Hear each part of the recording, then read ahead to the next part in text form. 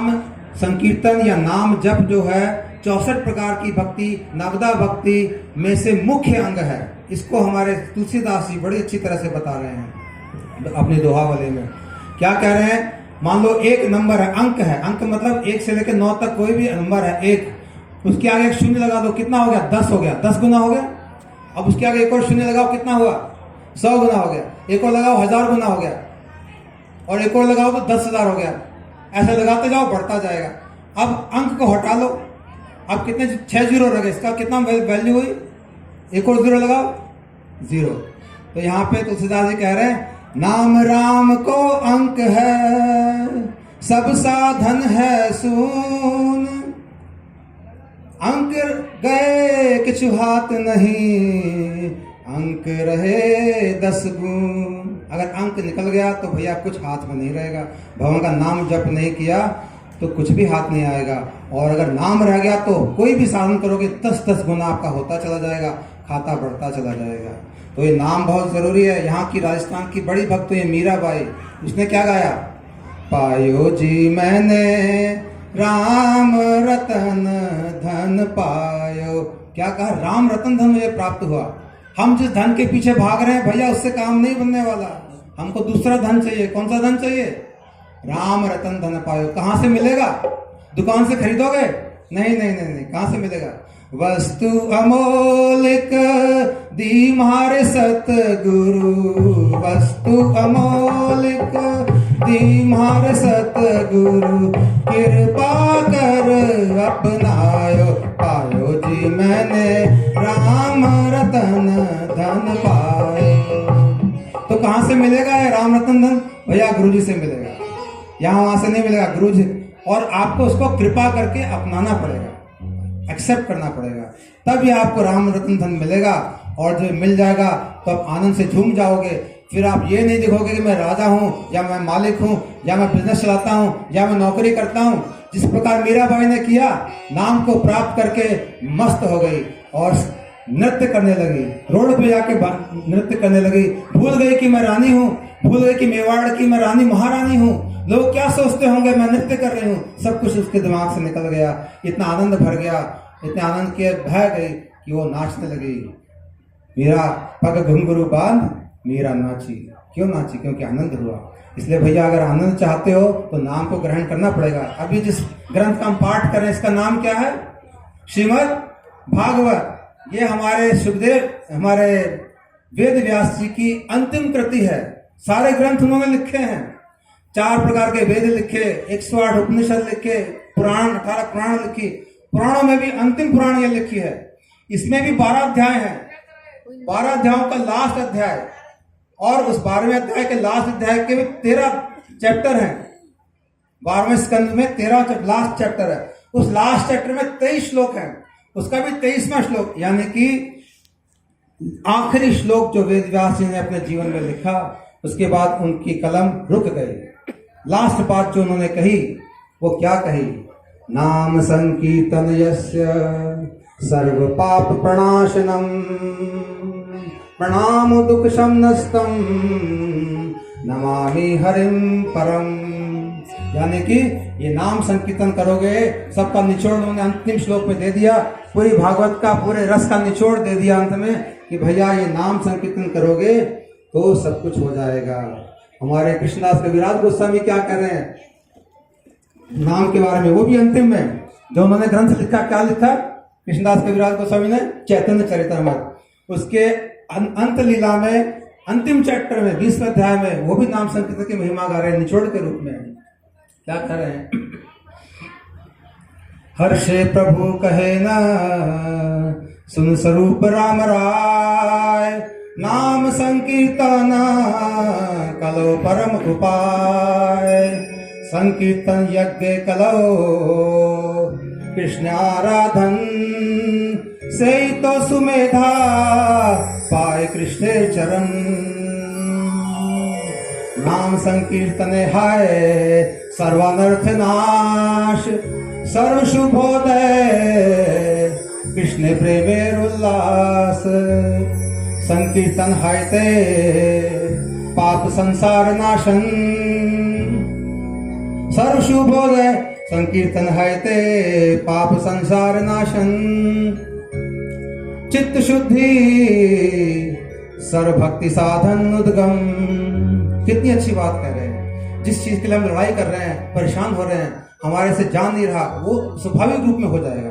कृष्णदास कविराज गोस्वामी करें, हर्षे प्रभु कहें, महाप्रभु एकदम खुश होकर कह रहे, सुन स्वरूप राम राय। अरे स्वरूप दामोदर, अरे राय रामन, मेरी बात को सुनो, मैं निचोड़ बताता हूँ। हर्षे प्रभु कहे न, सुन स्वरूप राम राय, नाम संकीर्तन कलो परम उपाय। इससे बड़ा कोई उपाय नहीं है भैया, कलयुग में सबसे बड़ा उपाय है कलो परम उपाय। नाम संकीर्तन है ते, नाम संकीर्तन कलो परम उपाय, संकीर्तन यज्ञ कलो कृष्ण आराधन।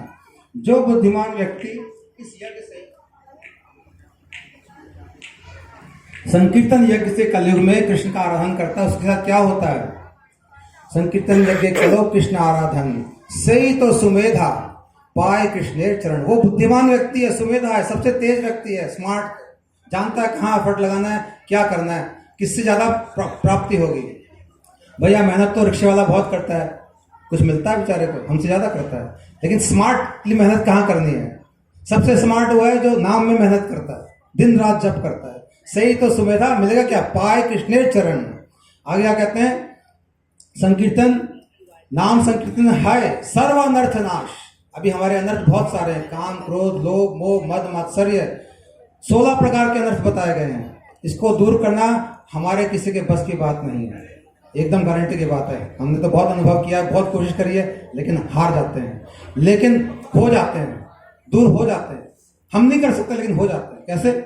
नाम संकीर्तन से या गुरु की वैष्णव की कृपा से। तो कह रहे हैं संकीर्तन सर्वानर्थ नाश, सर्व शुभोदय। जब सर्वानर्थ नाश होगा तो सारे शुभ का उदय हो जाएगा आपके जीवन में, सब अच्छी अच्छी चीजें होने लग जाएंगी। सर्व शुभोदय कृष्ण प्रेमेर उल्लास, और फिर आपके जीवन में उल्लास आ जाएगा भगवान के प्रेम का, आप नृत्य करने लग जाओगे जैसे मीराबाई ने किया। ऐसे बहुत और भी 2 श्लोक है, मैं इसकी व्याख्या जितना भी करो कम है। कोई भी नाम की व्याख्या नहीं कर सकता। अगर अनंत देव भी इसकी व्याख्या करने बैठे तो नाम, अरे भगवान स्वयं भी नहीं कर सकते अपने नाम की व्याख्या, और की तो क्या कहें। तो हमारी तो क्या औकात है, कहने को बहुत सारी चीजें, बहुत सारे प्रमाण दिए जा सकते हैं, लेकिन सार बात यही है कि भैया ये नाम संकीर्तन अगर आपके जीवन में है तब तो कुछ अच्छी बात है, और नहीं है तो जीवन व्यर्थ है, बेकार चले गया। आप में से कितने लोग ये नाम माला है, कितने लोगों के पास है? बहुत कम लोगों के पास है। देखो ये माला मिलने का सुयोग हर एक के जीवन में आसानी से नहीं आता। कभी आता है, कभी आया आज तक? कितनी उम्र हो गई जरा सोचिए। कोई 40 साल का हो गया, कोई 45 का हो गया, कभी ऐसा सुयोग आया कि कोई संत महात्मा आया और बोला माला बारे में पूछा हो और देना चाहता हो? तो भैया ये बड़ा, हाँ यहाँ देखो कितनी तैयारी से प्रभु जी आए हमारे। और ये ऐसे चीज है जैसे कि एक फौजी आदमी के पास अगर बंदूक नहीं है तो फौजी आदमी मैदान में लड़ नहीं सकता। इस तरह भक्त के पास अगर ये बंदूक रूपी माला नहीं है तो इस संसार से संग्राम नहीं कर सकते, हम हार जाएंगे। इस बंदूक की बहुत आवश्यकता है। इसलिए अगर आप लोग आए हैं और भगवान ने आने का मौका दिया है, किस कारण से मैं नहीं जानता, हजारों जन्म की सुकृति रही होगी, नहीं तो यहाँ पे आना भी आसान नहीं। कौन इस पहाड़ी के बीच में आएगा, जंगल में? आप लोग पहुंचे हैं और यहाँ पे प्रभु जी के सामने बैठे हैं। हमारे प्रभु जी बड़े ही गुरु जी के भाव में भजन किया है भैया। इनसे नाम लेना कोई साधारण बात नहीं, मैं सच बता रहा हूँ। अगर ये गुरु जी के द्वारा दिया हुआ नाम है, और ये नाम को जो है यहाँ कहाँ से नाम ले लो तो काम तो करेगा, लेकिन उतना नहीं करेगा। इसके विषय में हमारे गुरु जी एक कथा कहते थे, छोटी सी कथा है, बहुत छोटी सी, कि आप देखोगे कि भैया पीपल का पेड़ जो है वो छत पे लग जाता है। कई बार देखा आपने छत पे पीपल का पेड़, कई बार जहां पे कोई स्थान नहीं वहां पे लग जाता है। कहते वहां कैसे पहुंचता है? छत पे किसने बीज लगाया? तो पीपल के पेड़ का जो बीज होता है वो चिड़िया ने खाया, और चिड़िया खा के उसके पेट में ऐसा एक द्रव्य होता है जिससे कि वो बीज की शक्ति बढ़ जाती है, और फिर वहां पे जाकर उसने बीट करी छत के ऊपर जाकर, तब वो फटाक से लग जाता है।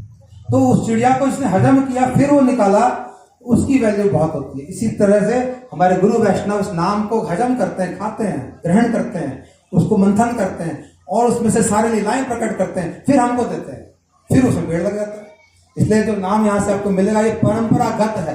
परंपरागत मानी वो देखिए, वो लाइन से कई सदियों से ये सब हमारे गुरुवर्ग लाइन से नाम लेते देते आ रहे हैं एक दूसरे को, और यहीं से नाम लिया हुआ नाम काम करता है। यथार्थ में काम तो सारे ही करते हैं, ऐसी बात नहीं है, भगवान के नाम की अपनी महिमा है, लेकिन जो तेजी से काम करता है, जो हमारे जीवन को आमूल बदल सकता है, जो हमारे जीवन में आनंद भर सकता है बड़ी जल्दी, तो वो हमारे गुरुवर्गों के दिया हुआ नाम है। उसी श्रृंखला में हम लोग यहाँ पे आए हैं, हम उससे जुड़े हुए हैं। जैसे कि बिजली का पंखा लगा इतना बड़ा और यहाँ से तार निकाल दिया जाए तो चलेगा ये? अरे भैया कनेक्ट होना पड़ेगा ना, वो कहीं से कनेक्टेड है, हम भी वहां से कनेक्टेड हैं, तभी वहां से करंट आ रहा है यहाँ तक। अब बीच में काट दो कुछ नहीं, फिर तो अब घर में पंखा नहीं चल सकता फिर। इसलिए आप लोग जो सौभाग्यशाली हैं, किसी के ऊपर कोई जबरदस्ती नहीं है।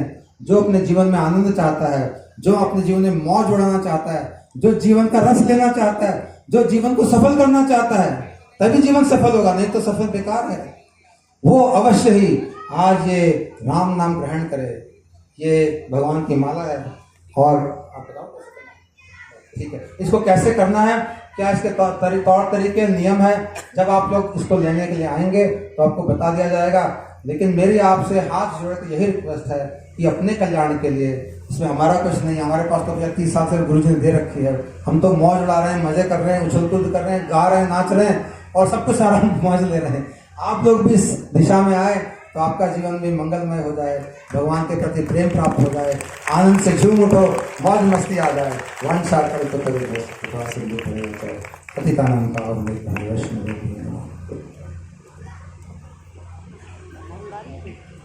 हरे कृष्णा।